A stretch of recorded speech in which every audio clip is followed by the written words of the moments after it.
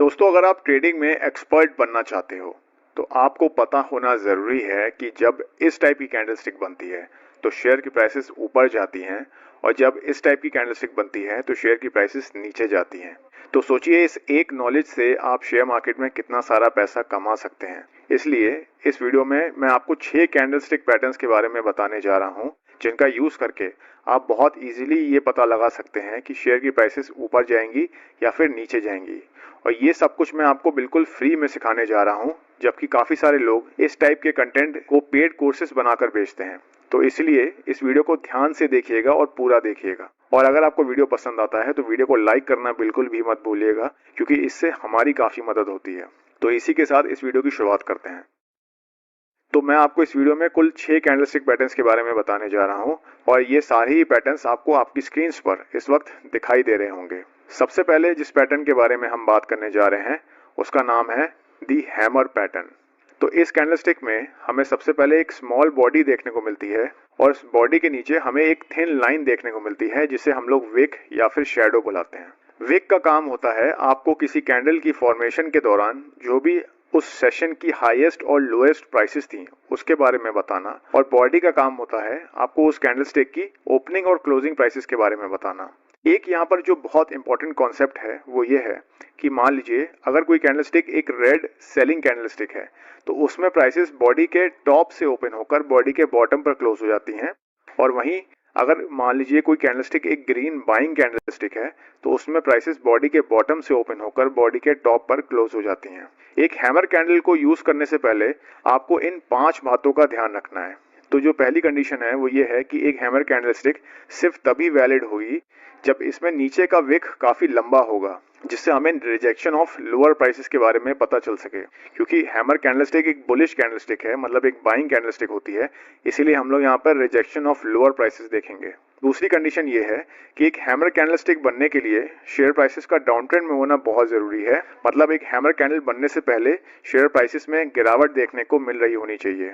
तीसरी कंडीशन ये है कि एक हैमर कैंडल की बॉडी का कलर यहाँ पर मैटर नहीं करता है, लेकिन अगर एक ग्रीन बॉडी वाली हैमर कैंडलस्टिक होगी तो प्राइसेस में रिवर्सल आने की जो संभावना है वो काफी अधिक होगी। हमारी जो फोर्थ कंडीशन है वो ये है कि हैमर कैंडल के बनने के बाद अगली कैंडलस्टिक जो बनती है एक ग्रीन बॉडी बुलिश कैंडलस्टिक होनी चाहिए, जो कि हैमर कैंडल के ऊपर हमें एक सक्सेसफुल क्लोजिंग दे दे। और हमारी फिफ्थ और लास्ट कंडीशन ये है कि एक हैमर कैंडलस्टिक में हमें ऊपर की तरफ या तो बिल्कुल भी विक ना देखने को मिले, या फिर अगर वहां पर विक है भी तो वो काफी छोटा होना चाहिए। तो दोस्तों, अगर ये 5 कंडीशंस मीट होती हैं तो हमारा हैमर कैंडलस्टिक पैटर्न बन चुका होता है।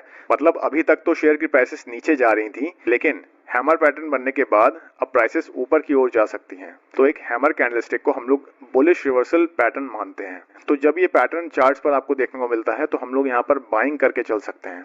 तो अगर आपको मान लीजिए यहाँ पर ट्रेड करना हो तो आप लोग एंट्री हैमर कैंडल के बाद जो अगली बुलिश कंफर्मेशन कैंडलस्टिक बनती है उसकी क्लोजिंग प्राइस पर आप लोग अपने ट्रेड में एंटर करेंगे, और अपने स्टॉप लॉसेस को आप लोग या तो एंट्री कैंडल के लो के नीचे या फिर हैमर कैंडल के लो के नीचे प्लेस कर देंगे। अब हम जिस पैटर्न के बारे में बात करने जा रहे हैं उसका नाम है दी हैंगिंग मैन पैटर्न। तो ये पैटर्न देखने में बिल्कुल एक हैमर पैटर्न जैसा ही होता है, बस फर्क सिर्फ इतना सा है कि एक हैंगिंग मैन पैटर्न एक अप ट्रेंड के बाद फॉर्म होता है, जहां एक हैमर पैटर्न एक डाउन ट्रेंड के बाद फॉर्म होता है। तो दोस्तों, एक हैंगिंग मैन पैटर्न बनने के लिए इन 4 कंडीशंस का फुलफिल होना बहुत जरूरी है। नंबर 1 कि इस पैटर्न में हमें नीचे की तरफ एक लंबा विक देखने को मिलना चाहिए, और ऊपर की तरफ या तो बिल्कुल भी विक नहीं होना चाहिए, या अगर विक है भी तो काफी छोटा होना चाहिए। तो ये कंडीशन बिल्कुल हैमर कैंडलस्टिक जैसी ही है। दूसरी कंडीशन ये है कि इस कैंडलस्टिक में भी कैंडल की बॉडी का कलर मैटर नहीं करता है। हाँ, लेकिन हैंगिंग मैन पैटर्न क्योंकि एक रेड बेयरिश पैटर्न कंसीडर करा जाता है, तो इसलिए अगर एक रेड बॉडी वाली हैंगिंग मैन कैंडल बनती है तो वो ज्यादा वैलिड होगी। तीसरी कंडीशन ये है कि एक हैंगिंग मैन पैटर्न बनने के लिए स्टॉक का पहले एक अप ट्रेंड में होना बहुत जरूरी है। जैसे एक हैमर कैंडलस्टिक बनने के लिए स्टॉक का पहले एक डाउन ट्रेंड में होना जरूरी था, उसी तरह हैंगिंग मैन पैटर्न में हमें स्टॉक प्राइसेस का पहले एक अप ट्रेंड में होना जरूरी होता है। फोर्थ कंडीशन ये है कि हैंगिंग मैन कैंडल बनने के बाद जो अगली कैंडलस्टिक बनती है वो एक रेड बेयरिश कैंडलस्टिक बनी हो, और वो हैंगिंग मैन कैंडल के लो के नीचे हमें एक सक्सेसफुल क्लोजिंग दे दे। तो जब ये चारों कंडीशंस मीट हो जाती हैं तो हमारा हैंगिंग मैन पैटर्न कंप्लीट हो चुका होता है। मतलब शेयर की प्राइसेस जहां पहले बढ़ रही होती हैं, इस पैटर्न के बनने के बाद शेयर की प्राइसेस गिरने लग जाएंगी, ऐसी बहुत हाई पॉसिबिलिटी हो जाती है। तो मतलब हैंगिंग मैन पैटर्न बनने के बाद शेयर प्राइसेस डाउन ट्रेंड में जा सकती हैं। क्योंकि एक बेयरिश पैटर्न होता है, इसलिए हम लोग यहाँ पर एक सेलिंग यानी शॉर्ट साइड के ट्रेड में एंटर कर सकते हैं। तो ऐसा करने के लिए हमें हैंगिंग मैन कैंडल के बाद जो अगली बेयरिश कैंडलस्टिक बनती है, उस कैंडल की क्लोजिंग प्राइस पर हम अपनी पोजीशंस में एंटर कर सकते हैं। और क्योंकि हम यहाँ पर सेलिंग कर रहे हैं, इसलिए हम अपने स्टॉप लॉसेस को हैंगिंग मैन कैंडल के हाई के ऊपर प्लेस कर देंगे। तो दोस्तों, अगर आपको हैंगिंग मैन और हैमर पैटर्न के बीच में अभी भी कोई कंफ्यूजन है, तो इस पिक्चर को देखकर वो पूरी तरीके से दूर हो जाएगी। हैमर एक डाउन ट्रेंड में बनता है और हैंगिंग मैन एक अप ट्रेंड में बनता है। हैमर कैंडल एक बाय सिग्नल देता है और वहीं एक हैंगिंग मैन कैंडल एक सेल सिग्नल देता है। अब दोस्तों, जो हमारा थर्ड कैंडलस्टिक पैटर्न है, उसका नाम है इन्वर्टेड हैमर। इन्वर्टेड का मतलब हुआ उल्टा, और यहाँ पर आप लोग इसके नाम से बिल्कुल भी कंफ्यूज मत होइएगा, क्योंकि ये कैंडल भी बिल्कुल हैमर कैंडल की तरह ही काम करता है। इसमें और हैमर कैंडल में फर्क सिर्फ इतना सा है कि हैमर कैंडल में हमें नीचे की तरफ एक लंबा विक देखने को मिलता है, लेकिन एक इन्वर्टेड हैमर कैंडलस्टिक में हमें ऊपर की तरफ एक लंबा विक देखने को मिलता है। एक इन्वर्टेड हैमर कैंडल बनने के लिए ये 4 कंडीशंस फुलफिल होना जरूरी है। नंबर 1, शेयर डाउन ट्रेंड में होना चाहिए, मतलब शेयर की प्राइसेस गिर रही होनी चाहिए। सेम कंडीशन जो हैमर कैंडल्स पैटर्न के लिए थी, वो यहाँ पर भी अप्लाई होती है। दूसरी कंडीशन ये है कि इसमें जो अपर विक है वो लंबी होनी चाहिए और नीचे की विक या तो बहुत छोटी होनी चाहिए या तो बिल्कुल भी नहीं होनी चाहिए।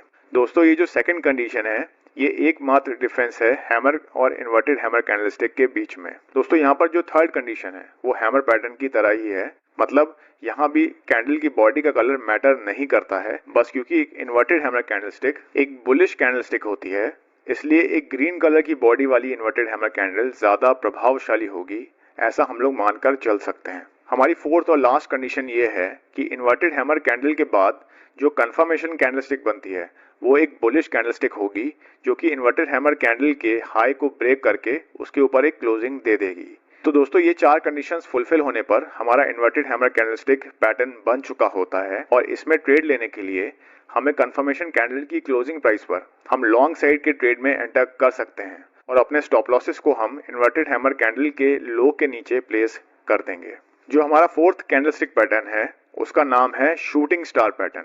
दोस्तों, ये पैटर्न भी देखने में बिल्कुल एक इन्वर्टेड हैमर कैंडलस्टिक पैटर्न की तरह ही होता है। बस यहाँ पर फर्क इतना है कि जहाँ एक इन्वर्टेड हैमर कैंडलस्टिक पैटर्न एक डाउन ट्रेंड के बाद फॉर्म होता है, वहीं एक शूटिंग स्टार पैटर्न एक स्ट्रॉन्ग अप ट्रेंड के बाद मार्केट के टॉप लेवल्स पर फॉर्म होता है। तो दोस्तों, एक शूटिंग स्टार पैटर्न बनने के लिए यहाँ पर इन 4 कंडीशंस का पूरा होना जरूरी है। पहली कंडीशन ये है कि एक शूटिंग स्टार कैंडल बनने के लिए पहले शेयर की प्राइसेस को अप ट्रेंड में होना जरूरी है, यानी कि शूटिंग स्टार कैंडल बनने से पहले शेयर प्राइसेस बढ़ रही होनी चाहिए, जबकि इन्वर्टेड हैमर कैंडल के केस में ये कंडीशन बिल्कुल उल्टी थी। हमारी दूसरी कंडीशन ये है कि एक शूटिंग स्टार कैंडल में भी जो अपर विक है वो काफी लंबी होनी चाहिए और जो लोअर विक है वो या तो बिल्कुल भी नहीं होनी चाहिए या फिर काफी छोटी होनी चाहिए, बिल्कुल एक इन्वर्टेड हैमर कैंडल पैटर्न की तरह। तीसरी कंडीशन ये है कि एक शूटिंग स्टार कैंडल की बॉडी का कलर यहाँ पर रेड हो या ग्रीन हो, इससे फर्क नहीं पड़ता है, लेकिन क्योंकि शूटिंग स्टार एक सेलिंग सिग्नल देता है, मतलब एक बेयरिश रिवर्सल पैटर्न होता है, इसलिए अगर एक रेड कलर की शूटिंग स्टार कैंडलस्टिक बनती है तो वो ज्यादा वैलिड होगी। और चौथी और आखिरी कंडीशन ये है कि शूटिंग स्टार कैंडलस्टिक बनने के बाद जो अगली कैंडलस्टिक बनती है वो एक रेड बेयरिश कैंडलस्टिक बननी चाहिए, जो कि शूटिंग स्टार कैंडल के लो के नीचे या फिर उसके क्लोज के नीचे एक सक्सेसफुल क्लोजिंग दे दे। तो दोस्तों, इन 4 कंडीशंस के पूरा होने पर हमारा शूटिंग स्टार पैटर्न पूरा हो चुका होता है। तो मतलब हम यहाँ पर शॉर्ट साइड के ट्रेड में एंटर कर सकते हैं। हम शूटिंग स्टार कैंडल बनने के बाद जो अगली कंफर्मेशन कैंडलस्टिक बनती है उसकी क्लोजिंग प्राइस पर हम अपने ट्रेड में एंटर करेंगे और अपने स्टॉप लॉसेस को हम शूटिंग स्टार कैंडल के हाई के ऊपर प्लेस कर देंगे। नाउ फ्रेंड्स, हमारा जो 5th कैंडलस्टिक पैटर्न है उसका नाम है बुलिश एनगल्फिंग पैटर्न, और इसके नाम से ही आपको पता चल रहा होगा कि ये एक बुलिश रिवर्सल पैटर्न है। मतलब इस पैटर्न के पूरा हो जाने के बाद शेयर की प्राइसेस में हमें तेजी आते हुए देखने को मिल सकती है। तो दोस्तों, इस पैटर्न में पहले तो शेयर की प्राइसेस एक डाउन ट्रेंड में थी, लेकिन फिर एक big green bullish candlestick form होती है जो कि पिछली रेड बेयरिश कैंडलस्टिक को पूरी तरीके से कवर कर लेती है, मतलब उसे कंप्लीटली एनगल्फ कर लेती है। तो इस कैंडलस्टिक के बनने के लिए पहले तो शेयर की प्राइसेस थोड़ा सा नीचे ओपन होती हैं, फिर एक नया हाई बनाकर पिछली रेड कैंडल के ऊपर क्लोजिंग दे देती हैं और इसी प्रकार ये प्रीवियस कैंडल को पूरी तरीके से एनगल्फ कर लेती है। तो अगर आप एक बुलिश एनगल्फिंग पैटर्न में ट्रेड लेना चाहते हैं तो आप बुलिश एनगल्फिंग कैंडल बनने के बाद जो अगली बुलिश कंफर्मेशन कैंडलस्टिक बनेगी उसकी क्लोजिंग प्राइस पर आप लोग बाइंग साइड के ट्रेड में एंटर कर सकते हैं और अपने स्टॉप लॉसेस को आप लोग एंट्री कैंडल के लो के नीचे या फिर एनगल्फिंग कैंडल के लो के नीचे प्लेस कर सकते हैं। एंड फाइनली हमारा जो 6th कैंडलस्टिक पैटर्न है उसका नाम है बेयरिश एनगल्फिंग पैटर्न और ये पैटर्न एक बुलिश एनगल्फिंग पैटर्न से ठीक उल्टा होता है और ये शेयर प्राइसेस में एक अपट्रेंड के बाद मार्केट टॉप पर फॉर्म होते हुए देखने को मिलता है। तो मतलब इस पैटर्न के बनने के बाद शेयर की प्राइसेस जहां पहले अपट्रेंड में थी अब वो डाउन ट्रेंड में जा सकती हैं। तो इस पैटर्न के बनने के लिए सबसे पहले जैसे मैंने आपको बताया कि शेयर की प्राइसेस बढ़ रही होनी चाहिए, फिर जो अगली कैंडलस्टिक बने वो पिछली कैंडलस्टिक से थोड़ा ऊपर ओपन हो और फिर एक नया लो बनाकर क्लोज हो जाए और ये पूरी तरीके से पिछली बुलिश कैंडलस्टिक को एनगल्फ यानी कवर कर ले। तो अगर आपको इस पैटर्न में ट्रेड करना हो तो बेयरिश एनगल्फिंग कैंडलस्टिक बनने के बाद जो अगली कंफर्मेशन कैंडलस्टिक बनती है उसकी क्लोजिंग प्राइस पर आप लोग शॉर्ट साइड के ट्रेड में एंटर करेंगे और अपने स्टॉप लॉसेस को आप लोग एनगल्फिंग कैंडल के हाई के ऊपर प्लेस कर देंगे। तो दोस्तों ये तो थे वो 6 कैंडलस्टिक पैटर्न्स जिसकी मदद से आप ये पता लगा सकते हैं कि कब शेयर की प्राइसेस ऊपर जाएंगी या फिर नीचे।